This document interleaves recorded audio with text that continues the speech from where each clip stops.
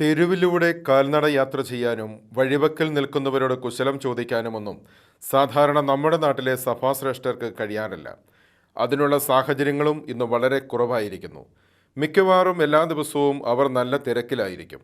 സഭാശ്രേഷ്ഠരെ ഓഫീസുകളിൽ വന്ന് കാണുന്നവരുടെ എണ്ണവും ഏറെ വർദ്ധിച്ചിരിക്കുന്നു.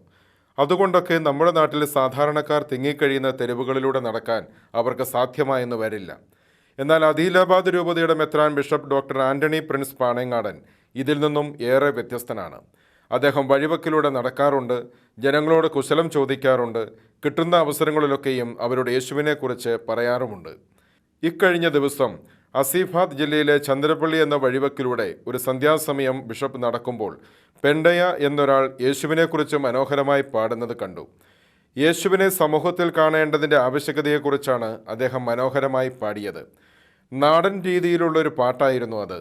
ബിഷപ്പ് അത് കേട്ടുനിന്ന് ആസ്വദിക്കുകയും അദ്ദേഹത്തെ പ്രോത്സാഹിപ്പിക്കുകയും ചെയ്തു.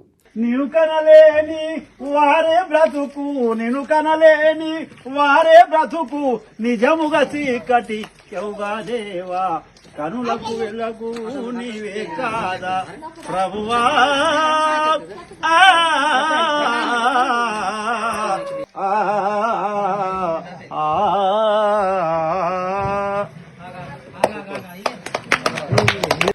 സമൂഹത്തിൽ മാറ്റം വരുന്നത് ഇടയന്മാർ ആടുകൾക്കിടയിലേക്ക് ഇറങ്ങി വരുമ്പോഴാണല്ലോ.